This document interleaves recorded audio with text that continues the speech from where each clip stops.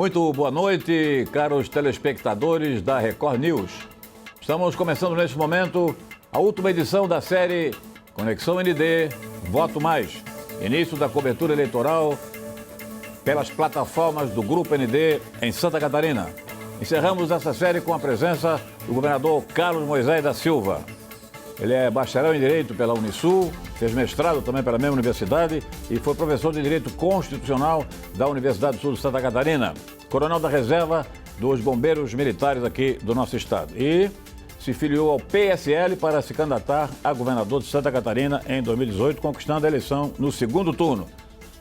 Hoje também a presença do companheiro Altair Maganhem. Obrigado mais uma vez, Altair. Obrigado, Maci. Governador Carlos Moisés, muito boa noite, obrigado por sua presença no nosso programa. Boa noite, Maci, boa noite, Altair, e a todos que nos acompanham aqui pelo Grupo ND. É um prazer estar aqui, prestando contas também do que a gente tem construído no nosso estado. Governador, o seu nome é sempre colocado a nível nacional como uma das surpresas das eleições de 2018. Quem o elegeu? Foi o 17? Foi o Bolsonaro? Foi a sua retórica? Qual é a sua avaliação? Eu tenho uma convicção de que, obviamente, que a gente viveu um momento ímpar naquela eleição. Era uma eleição que o Brasil pedia mudanças, né? E a gente estava mostrando que essas mudanças poderiam acontecer.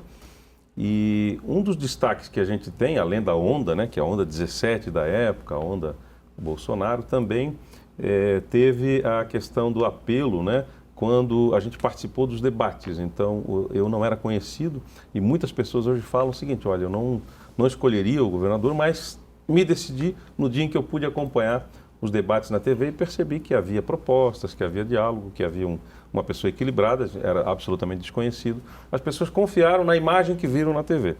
E hoje, para nossa, não só surpresa, porque eu acho que eu sabia o que viria a fazer aqui na gestão pública, né? Mas para nossa satisfação, as pessoas têm dito que não conheciam, mas que gostaram dos resultados, né? Muitas pessoas têm me procurado, que atiraram no escuro, ou talvez me diziam muito assim: nós sabíamos qual era o menu, então votamos no desconhecido, né? Escolhemos o desconhecido porque nós não queríamos mais aquele menu que estava sendo apresentado. Os adversários costumam avaliar o seu governo de duas maneiras diferentes, duas etapas bem distintas. A primeira, o senhor isolado 2 anos na Casa da Agronômica e depois do impeachment, mais aberto, mais político, etc. E agora o senhor é candidato à reeleição. O que é que aconteceu? O que é que mudou? É que o nosso governo é um governo absolutamente incomparável. Primeiro porque no primeiro ano de governo nós tivemos que talvez nos fechar um pouquinho para fazer as reformas que precisavam ser feitas para Santa Catarina viver o que vive nos dias atuais: economia, revisão de contratos, diminuição da máquina pública. Em 2018 nós nos elegemos, Altair e Moacir, com uma bandeira, não sei se vocês lembram: mais Brasil, menos Brasília. Temos em Santa Catarina. Eu fiz isso em Santa Catarina. Nós hoje somos um governo de marca municipalista. Nós nos elegemos com a bandeira combate à corrupção. Temos em Santa Catarina. Nós criamos uma estrutura, Controladoria Geral do Estado. Estamos enfrentando aí revisão de contratos que deixaram muita gente desgostosa, porque realmente esse dinheiro estava indo para o ralo, né? Nós fechamos as torneiras, fizemos grandes reformas e tudo que nós levantamos como bandeira naquela época, da livre iniciativa, nós mantivemos no nosso governo. Então, a gente efetivamente fez o que prometeu naquela campanha, que era uma campanha que precisava dessa renovação, dessa mudança. Eu acho que nesse sentido a gente continua ainda fazendo mais por Santa Catarina, porque, para além disso, nós somos um governo suprapartidário, com os projetos que nós estamos, como é o Plano 1000, né, que coloca dinheiro aonde a vida acontece, na vida de cada cidadão, independentemente de partido político. Agora vem a reeleição. Qual é a expectativa que o senhor tem diante de um novo cenário, né, um novo momento político, e por que concorrer à reeleição? Eu costumo dizer que a árvore a gente conhece pelos frutos. Então, hoje o cidadão catarinense tem condição de nos julgar. E é importante que as pessoas saibam exatamente os nossos feitos, saibam os resultados do governo, e nós poderíamos falar de vários números aqui. Um deles foi, ainda respondendo a pergunta do Moacir, 2 anos fechados, né? O governo é incomparável porque nenhum governo na era recente enfrentou uma pandemia como nós enfrentamos. E tivemos que investir mais de 15% em saúde, né, colocando todo o nosso esforço e o melhor resultado do Brasil. Então, os números contra números, que são fatos, não há argumento. Nós temos a menor taxa de mortalidade do Brasil para a Covid-19 e o menor desemprego do Brasil, ou seja, nós conseguimos equilibrar a nossa tarefa, a tarefa do bombeiro Moisés. Quis Deus que um bombeiro estivesse à frente do nosso estado para enfrentar essa crise sanitária. A nossa tarefa foi absolutamente muito bem cumprida. No primeiro ano de governo, 66% do meu tempo foi fora dos 8 municípios da Grande Florianópolis. Existe estatística. Claro que depois de 2020 e 2021, com a pandemia, nós não saímos, né, para fazer eventos, para visitar os municípios, porque a ordem era outra. Né? Mas o senhor admite que no primeiro ano ficou completamente isolado na agronômica? Não, na agronômica não. Os prefeitos se queixavam quase toda semana. Eu costumo dizer o seguinte, todos os prefeitos que assumem o governo falam assim, primeiro ano foi para arrumar a casa. Isso aí realmente, a gente não deve acreditar que a gestão pública tem que ser assim, mas aconteceu conosco. Se 31 de dezembro nós passarmos o governo para outro grupo, não vai precisar arrumar a casa. A casa está arrumada. Essa é uma falácia que a gente escuta de todos os políticos, né? Mas efetivamente em 2019 nós precisamos arrumar a casa. Nós extinguimos as secretarias de desenvolvimento regional, eram 36, passaram a ser 20, estruturas de governo que não tinham mais função, não tinham orçamento e se tornaram, na verdade, um cabide de empregos. Então a gente enfrentou tudo isso. Nós diminuímos 2.054 cargos comissionados e funções gratificadas. É por isso que o dinheiro está chegando. Por isso que os prefeitos estão com a boca na orelha, né? Porque o dinheiro não está sendo dado para os prefeitos, está sendo dado para as cidades onde as pessoas vivem, para fazer obras de infraestrutura, de educação, de saúde. Os demais pré-candidatos ao governo do Estado, que estiveram conosco ao longo dessa série, criticaram o Plano 1000, né? Alegam que é uma proposta, por hora para cooptação, por hora por falta de projetos. Como é que o senhor defende o Plano 1000, esse aporte de recursos aos municípios? Antes o dinheiro ia para contratos superfaturados, ia para grupos políticos, né? A gente sabe disso. Com a revisão de contratos, agora tem dinheiro para colocar na creche, na escola, no ginásio coberto, e tudo isso a gente está fazendo no posto de saúde. Os prefeitos estão felizes, na estrada para o interior. Nós estamos fazendo 10 usinas de asfalto para chegar asfalto lá no interior, onde a jovem vive na zona rural e que muitas vezes tem que vir para fazer uma faculdade e acaba abandonando a vida no campo porque não tem condição. Nós estamos mandando, fazendo extensão de redes para a internet, fibra ótica para o interior, energia trifásica, né? Nós temos 300 milhões de investimentos, são 3 bilhões que a nossa companhia de energia investiu nos últimos 3 anos. Então, a crítica ao Plano 1000, eu lembro de um prefeito falando claramente para mim, governador, eu sou prefeito de 4 mandatos.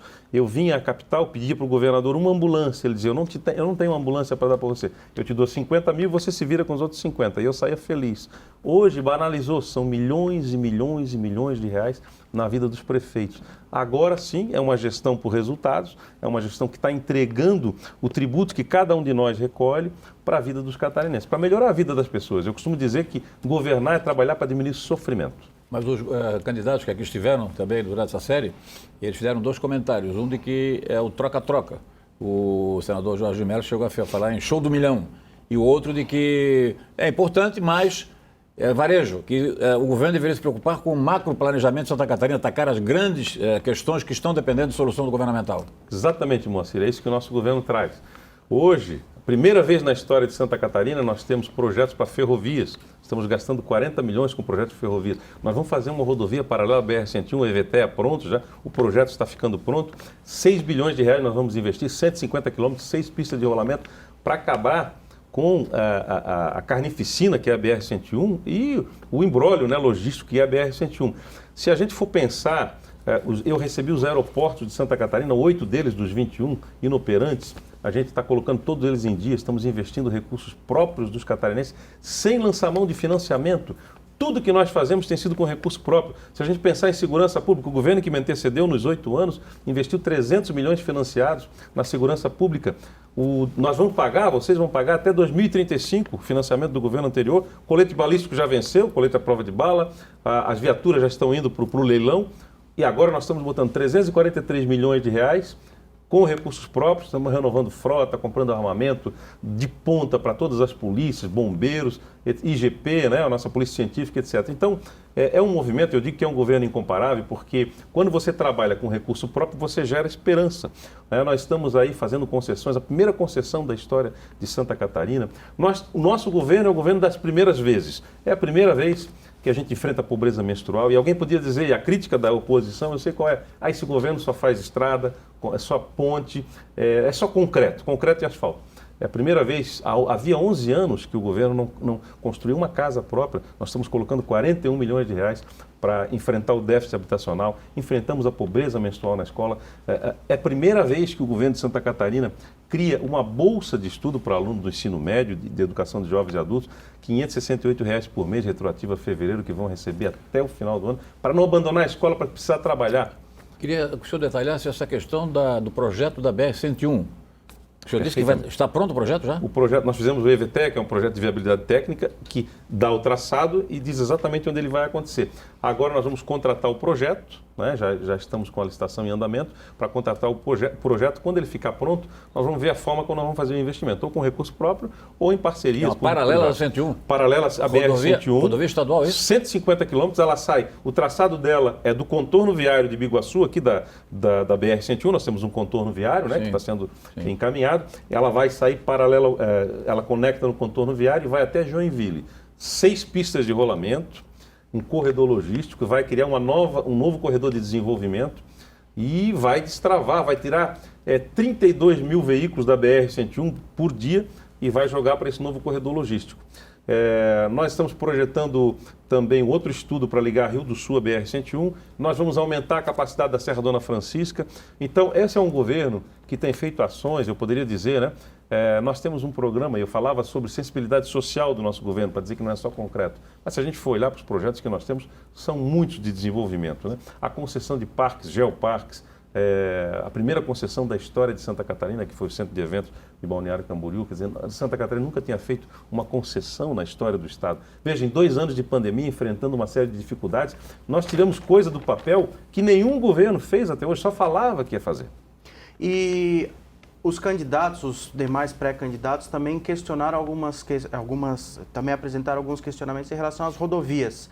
O senhor acha que essas críticas são injustas? Alegam que as rodovias elas estão em péssimas condições, sem trafegabilidade, principalmente na região oeste. Que ações foram feitas e podem ser feitas? Nós estamos investindo nas municipais, porque nós já investimos 3 bilhões e meio até 2021 e agora com o Plano 1000 mais 7 bilhões e 300 milhões em 5 anos e que os prefeitos vão poder usar para a infraestrutura municipal também. As nossas rodovias estaduais, a estatística hoje é a seguinte, Altair. A FACIS que lançou Voz Única, uma cartilha, vocês vão lembrar, lá na campanha de 2018 ela dizia, governador, pré-candidato a governador, 74% das rodovias estaduais estão em condições ruins ou péssimas. Hoje, 24% delas ainda estão nessa condição. Nós avançamos bastante em 3 anos, né, com 2 anos de pandemia. Tivemos que fazer os projetos, porque nós pegamos um estado sem projeto. Então, quando você tem um estado sem projeto, você leva 1 ano e meio para viabilizar projetos, para poder investir recursos públicos. Para além, e não falta dinheiro para investir nas rodovias estaduais, é o tempo que a obra leva. Né? Precisa fazer o projeto, fazer licitação, contratar a empreiteira. Para além do investimento em rodovias estaduais, uma carnificina, que é a BR-470, nós estamos investindo 300 milhões nela, já medimos 104 milhões na 470, são mais de 100 milhões de reais na BR-280, na BR-163 lá no oeste, Santa Catarina, na BR-285 e na 470. São 4 rodovias federais, a quinta é a 282, vamos investir 50 milhões. E alguém questionou, poxa, bota dinheiro em rodovia federal, mas tem dinheiro sim para a rodovia municipal, tem dinheiro para as estaduais e nós estamos tirando elas dessa condição de ruim ou péssima que elas tinham. Hoje nós temos esse dado, a Secretaria de Infraestrutura nos apresenta esse balanço e investindo 465 milhões de reais nas rodovias federais. Governador, outra questão foi repetidamente criticada aqui pelos pré-candidatos que o antecederam, diz respeito à questão da saúde. A situação hospitalar na última semana foi a seguinte, o Hospital Regional do Chapecó, que é do Estado, como vocês sabem, né, ameaçado de fechamento, situação gravíssima. O Hospital de São José também em crise financeira pesada, mantido basicamente pela Prefeitura. O hospital aqui ao lado da Casa Agronômica, o Hospital Infantil, com problemas já são crônicos, mas agravaram já nos últimos meses. O governo não... Importante, o Hospital de Regional do Oeste, o HRO, lá em Chapecó, ele é só o prédio, a edificação é do Estado. Hoje, a gestão é plena do município e ele é organizado, ele é tocado por uma organização social, enfim. O Estado inclui ele na política hospitalar de Santa Catarina, ele leva recursos e agora a gente percebeu que ele tem um balanço negativo. Então o Estado está socorrendo ele.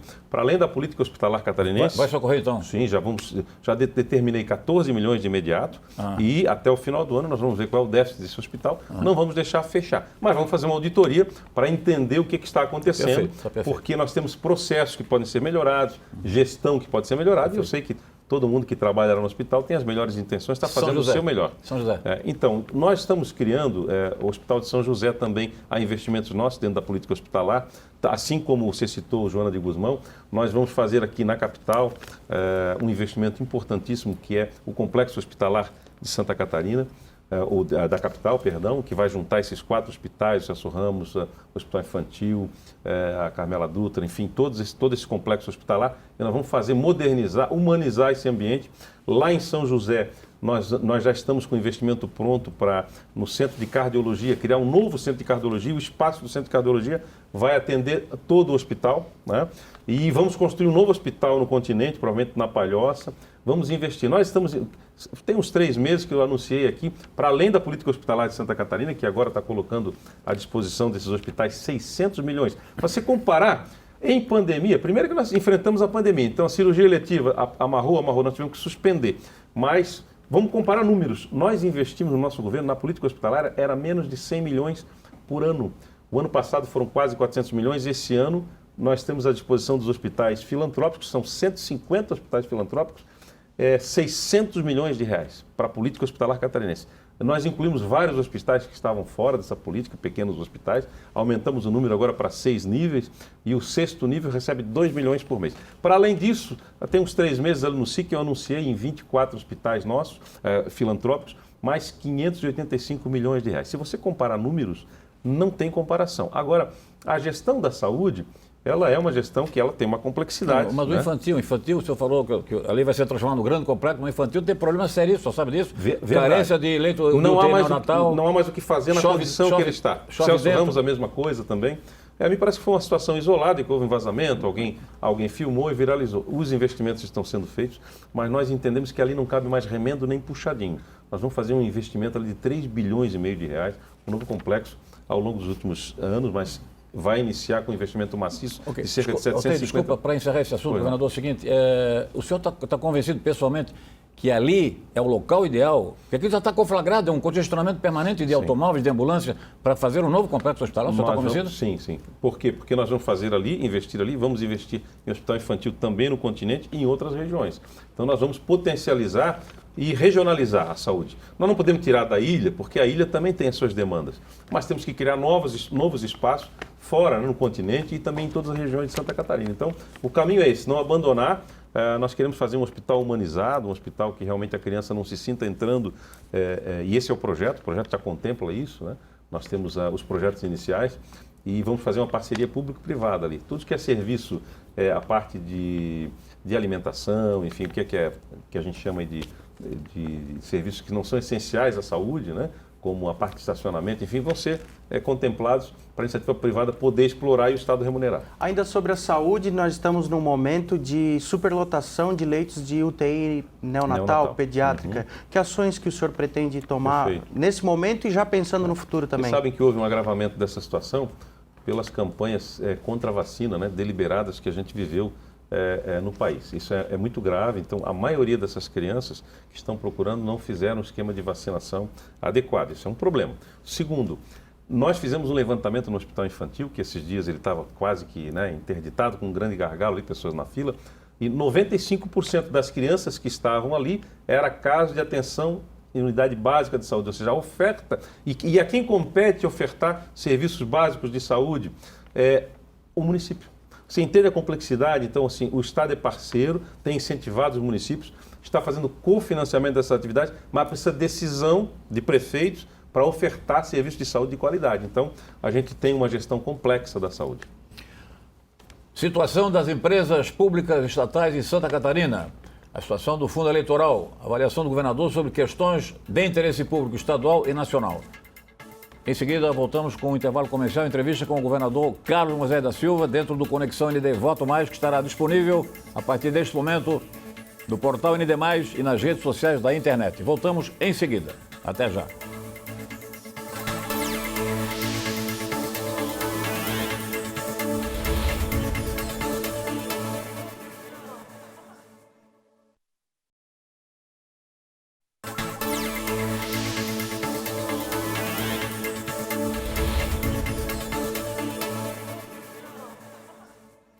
Estamos apresentando Conexão ND Voto Mais, cobertura de todas as plataformas do Grupo ND em Santa Catarina sobre as eleições de 2022. Hoje, com a presença do governador Carlos Moisés da Silva, candidato do Republicanos à reeleição. Governador, qual é a chapa dos seus sonhos, vice e senador? Nós estamos trabalhando aí com todas as possibilidades. Como a gente fez um governo suprapartidário, nós estamos dizendo que é possível sim. A minha eleição se dizia que não era possível lá em 2018 e as pessoas dizem, não, mas não é possível você juntar todos os partidos. Eu acredito que é possível. A gente tem feito gestos nesse sentido. Nós atendemos aos 295 prefeitos de Santa Catarina. É um governo suprapartidário que olha para as pessoas, para as cidades e para o cidadão. Seria muito injusto, né?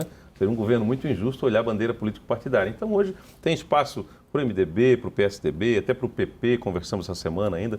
E eu espero, claro, gestos desses partidos, né, porque eles precisam tomar uma decisão também partidária, que aí não cabe ao Moisés dizer como que vai ser e quando será. Mas a gente está esperando pacientemente. Essa semana tivemos movimentos muito importantes com prefeitos do PSDB, com prefeitos do MDB, e há uma vontade nas bases de nós fazermos aliança. Os prefeitos dizem, olha, o senhor tem feito, governador, o que muitas vezes o governador da minha sigla não fez, não me recebia. Eu tinha dificuldade de chegar nos secretários, então o senhor está mostrando que o senhor é um governo suprapartidário que atende os prefeitos, porque atrás do prefeito tem uma população. A resposta política, vamos ver o seguinte, claro, uma coisa é o ideal, outra coisa é o seu sonho. O seu sonho, o vice é do MDB? Eu penso que o MDB seria uma grande posição de vice-governador. E o senador, que é qual o sonho? O sonho, pode não acontecer. Aí o senador vai ser uma composição, né? Pode ser do PP, pode ser do PSDB. Respondeu. O senhor teme que, passado esse período de aporte de recursos às prefeituras, esses prefeitos, e o senhor recebeu uma infinidade de prefeitos, não honrem com a palavra e esses apoios não se consolidem?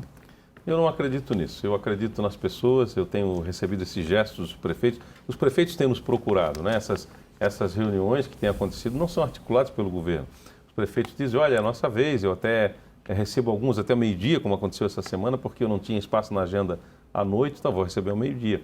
Então, é um movimento voluntário dos prefeitos, não é um movimento de cooptação, não há faca no pescoço, como a gente costuma dizer, não tem exigência nenhuma, e é um movimento muito voluntário dos prefeitos. Isso tem me deixado muito feliz, porque eu estou acreditando que o que eu fiz em termos de movimento, de acreditar que não precisa olhar partido, e sim as pessoas que vivem numa cidade, está valendo a pena. Onde é que mais o governo Moisés acertou na sua avaliação? Eu acho que na parte que a gente faz assim de diminuição da máquina pública, revisão de contratos, que é porque prefeito não vive sem dinheiro na cidade. Ele precisa, eu recebo vários prefeitos, vários projetos, agora para o Plano 1000, né? Como não ajudar um prefeito que quer construir uma creche nova na sua cidade? Governador, eu vou fazer 600 vagas, eu preciso. E a gente ter recurso para dar. Então, quando o governo equacionou as suas contas, pagou as dívidas, é importante destacar, nossa dívida pública, mesmo com todo esse desafio que a gente viveu, né, em pandemia, saiu de 20 bilhões para 14 bilhões, avançamos o pagamento em 6 bilhões da dívida pública. Então, veja, nós realmente fizemos uma gestão com resultados e que está servindo de exemplo para o Brasil e que está inspirando os nossos prefeitos e prefeitas. E onde é que o senhor admite que o governo errou? Eu não sei, eu acho que o governo pode errar em várias partes, porque quem executa, né, acaba cometendo erros, né? Mas eu penso que nós temos muito mais acertos do que erros. Eu acho que nós temos que ser julgados, né? E a árvore, eu costumo dizer, a gente é conhecida pelos frutos, então a sociedade vai nos julgar esse ano, nós passaremos por um julgamento. E o nosso governo, eu costumo dizer que ele é incomparável, né? Quando a gente compara o que a gente investiu, por exemplo, no Unedu, num único ano do governo, aliás, num único ano, 2021, Bolsa de Estudo para aluno carente das universidades de ensino superior, nós investimos 467 milhões, colocamos à disposição do sistema CAF, de 6 mil alunos para 60 mil alunos bolsistas. Pega os 4 anos do governo anterior, 2015, 16, 17, 18, 401 milhões de reais nos 4 anos. Então era uma briga para se acessar uma bolsa de estudos. Hoje nós temos muita gente estudando aí medicina, direito, engenharias, etc. com bolsas 100% custeadas pelo Estado. Então, nosso governo tem esse viés social também. Não se trata de nós e eles, se trata exatamente de um governo voltado para as pessoas.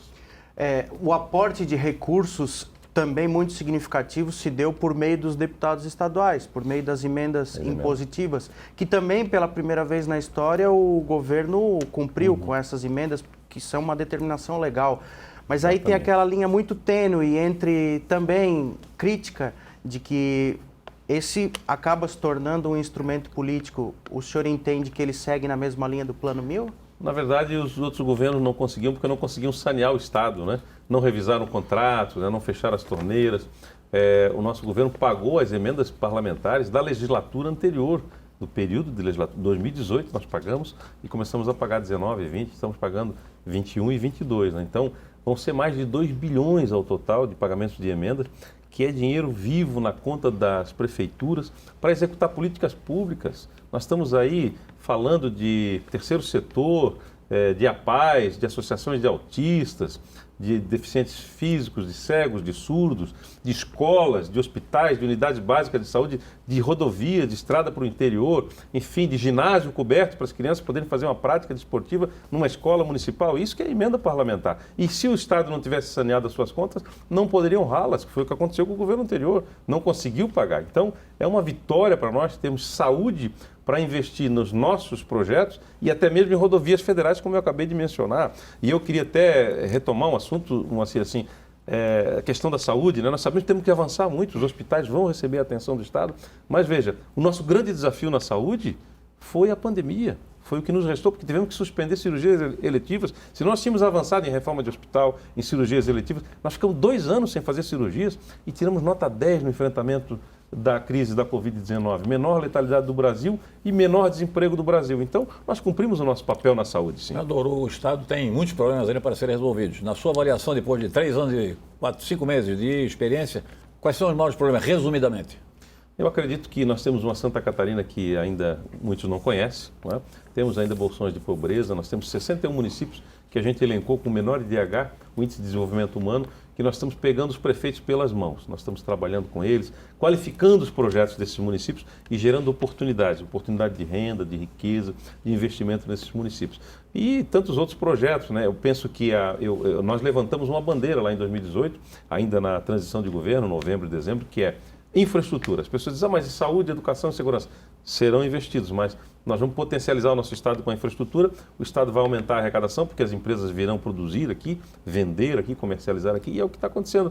Nós estamos investindo em matrizes energéticas importantes, como é o caso da expansão da rede de gás, né? O gás vai entrar pela Baía da Babitonga agora, até agosto, a gente já deve ter essa rede funcionando, vai aumentar em 5 vezes a molécula disponível. Nós temos várias cerâmicas querendo duplicar plantas, outras empresas querendo se instalar aqui, fazer uma transição energética justa, né? Sair do carvão e passar para o gás e depois para outros combustíveis mais interessantes, com menos efeito estufa. Mas sobre energia, muitas críticas aqui de que Celesc não está sendo eficiente em relação à transformação do monofásico e trifásico, e segundo, cancelou ou extinguiu todos os postos de atendimento. Então o consumidor está sem locais onde possa reclamar. O que é que o senhor tem a dizer sobre isso? Veja, a Celesc é só olhar os números, né? A Celesc é uma empresa que já deu prejuízos, né? Não tinha resultado positivo no seu balanço. O último balanço dela deu mais de R$500 bilhão de resultado. E se a gente levantar os últimos 3 anos do meu governo, ela investiu mais de 3 bilhões. O que significa investir 3 bilhões? Significa comprar terreno, fazer projeto, fazer licitação, fazer subestação, fazer linha de transmissão, investir na energia trifásica. Na energia trifásica são 300 milhões que a Celesc já investiu, ela está avançando. Vamos comparar. Pega o número do nosso governo, 300 milhões de reais em energia trifásica, cabos isolados e religadores automáticos. Para o sujeito lá no interior, lá no meio da roça, não ficar esperando uma viatura vir para religar a rede porque um galho de árvore encostou. Isso tudo a Celesc está fazendo, né? E para além disso, investimentos importantes, né? Pensando no futuro. Nós tínhamos um estado no vermelho no que diz respeito ao fornecimento e à distribuição de energia. Então a empresa está trazendo resultados, tem rigor nas suas contas, né? Tem transparência e esses resultados estão fazendo com que a Celesc tenha cada vez mais valor, inclusive no mercado, está apresentando grandes resultados e vai melhorar a vida das pessoas. Porque sem energia você não consegue produzir, sem energia não se gera emprego, renda e qualidade de vida. O senhor considerou em algum momento ou considera para uma eventual próxima gestão privatização de empresas públicas catarinenses? Hoje nós temos algumas empresas que são importantes, como a Epagre, a Cidasc, que prestam serviço, né, de qualidade, que assistem o homem no campo, que sem elas, algumas delas são dependentes, né? E a Celesc e a Casão hoje estão cada vez menos dependentes do governo. A Celesc tem condição de trazer, inclusive, retorno para o Estado. Então, eu sempre defendi que não interessa se a gestão é pública ou privada, o importante é quem está à frente da empresa e qual o resultado que ela apresenta. Essas empresas hoje estão apresentando resultados. Se esse cenário muda, obviamente que nós temos que mudar o modelo. Mas hoje, no nosso governo, nós estamos provando que elas são viáveis da forma como elas estão. Governador Carlos Moisés, o governo, de uma maneira geral, se ouve bem na pandemia e os números estão aí para mostrar. Em relação, por exemplo, aos entendimentos que manteve com o setor produtivo da área industrial, do agronegócio, que não pararam durante essa pandemia, que foi o grande negócio. O que aconteceu? As indústrias funcionaram e a arrecadação continuou subindo, ok? Bom para o governo do Estado, bom para as prefeituras e bom até para o governo federal, como eu comentei hoje aliás, hoje é o dia da indústria, no comentário do nosso balanço geral do Grupo ND aqui em Santa Catarina. Mas há dois segmentos, apenas dois, pelo que eu pude observar ao longo desses 2 anos, que se queixam de que não foram recebidos pelo senhor para tratar exatamente desse diálogo, né, que fosse produtivo, que foram exatamente o turismo e de bares e restaurantes. Por que o senhor não recebeu esses 2 segmentos? Eu recebi vários desses segmentos, inclusive na Casa da Agronômica, e não só eu. Mas institucionalmente eles se queixam? Recebi institucionalmente, durante o evento, durante a paralisação. Nós chegamos a chorar juntos com alguns segmentos desses, do transporte, de bares e restaurantes. E eles trouxeram as suas demandas, só que para aquele momento era o que nós tínhamos, né? Nós tínhamos uma pandemia, não tinha como ressuscitar o negócio. Agora, nós estabelecemos linhas de crédito também para os segmentos mais afetados relacionados ao turismo. E veja que Santa Catarina é o estado que primeiro fechou, menos fechou, regulou a atividade e reabriu antes dos demais e nunca mais fechou. Então, nós temos hoje o estado a pleno emprego. Nós sabemos que esse foi um setor que foi combalido pela pandemia e não havia o que fazer naquele momento. Mas, efetivamente, nós criamos um grupo que a gente chamou de Grupo Econômico, e você testemunha disso, Moacir. Esse grupo se reuniu com a Fiesc, com, enfim, todas as federações, né, que representam, e o Paulo Eli, junto com os demais secretários, desenvolvimento econômico, etc. Eles dialogavam semanalmente, havia uma reunião, se não for melhor, na quarta-feira, toda semana. O Grupo Econômico recebia as demandas, trazia para o governo, e o governador decidia, junto com seus secretários, flexibilização de alguma condição, e nunca fechamos a indústria, como você bem destacou aí. Nós teremos uma eleição polarizada, né? Lula, Bolsonaro, e o senhor, em determinado momento, né, inclusive em declarações nacionais, procurou adotar uma personalidade, né? Não ir na carona do presidente Bolsonaro. O senhor acha que aquele movimento trouxe algum prejuízo para Santa Catarina? O senhor se arrepende? E de que forma que espera que esses reflexos de lá atrás possam surgir agora? Se os prejuízos forem relacionados ao orçamento, eu posso afirmar que não, porque todos os estados estão dependendo do governo federal para investimentos, como é o caso das nossas BRs aqui, não há orçamento. O próprio ministro Tarcísio, quem eu mantive sempre uma relação muito boa na infraestrutura, me dizia, olha, o meu orçamento hoje, ele é tamanho do orçamento do DENIT, quando eu era chefe do DENIT. Então, veja, nós temos um problema orçamentário no governo federal. Isso não tem relação nenhuma com investir mais ou menos em Santa Catarina. Segundo, cada um de nós tem o seu estilo próprio, então não há nenhum confronto. Eu me relaciono muito bem, aliás, ontem à noite, inclusive, essa semana nós tivemos um problema com um catarinense que se acidentou fora, ele com seu veículo, estava com seu cãozinho, os dois vieram a óbito. Então, para fazer o traslado desse corpo, enfim, do animal. E eu conversei com o ministro-chefe do Itamaraty, ministro das Relações Exteriores, que rapidamente me respondeu. Eu tenho franco acesso aos ministérios. Eu penso que o relacionamento de Santa Catarina com o governo federal, na medida em que é possível, né, obviamente, com as limitações orçamentárias que tem, as parcerias se dão. Nós somos um governo colaborativo com o governo federal. As pessoas ficam querendo colocar, isso é mais uma fake news que estão distribuindo por aí. O governo é contra. Veja, nós colaboramos quando os parlamentares federais colocaram 80 milhões de reais para comprar implementos agrícolas para Santa Catarina, o preço das coisas subiu durante a pandemia, faltava 30 milhões. O governador Moisés autorizou a Fazenda a colocar 30 milhões e nós mantivemos, não riscamos nenhum município dos deputados federais, senadores que quiseram entregar aqui, nós fomos parceiros, é orçamento federal. Quando veio a Covid, R$6.000 é uma diária de uma UTI para Covid. O Ministério não conseguia habilitar naquele momento, não tinha dinheiro, não tinha recurso. Nós garantimos aos hospitais filantrópicos, abre a UTI, coloca profissionais que nós vamos bancar. E nós bancamos. E, ao mesmo tempo, a colaboração que nós temos com as rodovias federais, né? Que são mais de R$500 milhão que nós vamos colocar ali. Então, eu não sou um sujeito de estar tirando selfie, estar correndo, andar atrás de motoca, né? Na garupa de ninguém. Eu tenho a minha personalidade, meu estilo, mas eu penso que o catarinense é um eleitor refinado, é um eleitor inteligente, sabe o que está acontecendo com o nosso Estado, sabe o enfrentamento que eu fiz à corrupção, né, em Santa Catarina. Nossas bandeiras, a minha bandeira e a do governo federal são as mesmas, a diminuição da máquina pública, mais Brasil, menos Brasília. Aqui nós fizemos, mais Santa Catarina, menos governo do Estado. Então eu vejo que nós estamos caminhando muito bem com aquilo que nós prometemos naquela campanha lá de 2018. Governador, em 2018 o senhor vestiu a camisa do Bolsonaro, literalmente, e foi eleito pelo 17 do Bolsonaro. Em 2022, o senhor vai defender o Bolsonaro? Bom, o meu partido, a escolha partidária que fiz é um partido de centro-direita, né?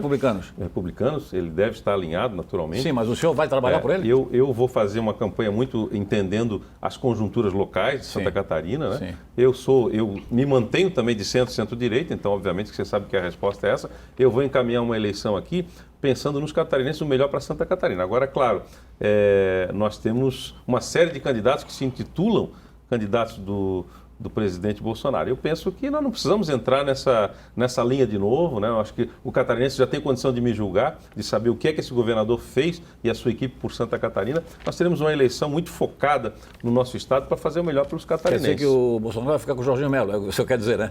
Eu não sei qual é a posição do presidente, né? Eu acho que ele deve se manter neutro também. Eu acho que há uma reciprocidade nesse sentido, né? Nas eleições estaduais. Okay. É isso que tem sido colocado, para, pelo menos o que a gente ouve, que aparece na mídia. Né? O que foi pior, má gestão ou corrupção que o senhor teve que enfrentar? Eu penso que as duas coisas estão conexas, né? Porque há uma linha muito tênue entre o que é corrupção e o que é má gestão. Então, por exemplo, quando eu compro, lá em 2018, não era governador, oxigênio para os hospitais por 24 milhões, em 2019 Moisés entra e compra e paga 12, 24 para 12, a mesma, tira um atravessador, isso é problema de gestão ou é problema de corrupção, lato sensu, digamos assim. Assim acontecia com todos os outros contratos que a gente pôde revisar. São contratos que hoje economizam mais de R$500 bilhão. R$500 bilhão. Quem quiser saber desses contratos, acessa lá www.sc.gov.br/respiradores. Lá você tem toda a história, né, da compra dos respiradores, como a gente está conseguindo recuperar esses valores, mostra que esse governador foi o primeiro a entrar nessa seara e, ao mesmo tempo, mostra também onde estavam o dinheiro, esses valores de revisão de contratos. Quais os contratos, da onde que são esses valores. Governador, a pauta ainda não se esgotou, mas o tempo já terminou. Então, para a sua despedida, 15 segundos, por favor. Bom, é um prazer estar com vocês aqui. Espero que a gente tenha outras oportunidades, Altair, Moacir, e sempre, como eu costumo dizer, prestando contas ao catarinense. Governador Carlos Moisés da Silva, pré-candidato à reeleição pelo Republicanos na eleição de 2022 de Santa Catarina. Obrigado mais uma vez por sua presença. Obrigado. Agradecimentos a todos os telespectadores da Record News, informando mais uma vez. É bom lembrar, quem não assistiu apenas pela metade, pode recorrer ao portal ND+, líder absoluto de audiência na comunicação digital em Santa Catarina, disparado. E também nas redes sociais da internet. Amigos ouvintes, amigos telespectadores, um grande abraço, obrigado pela audiência, muita saúde a todos e até a próxima.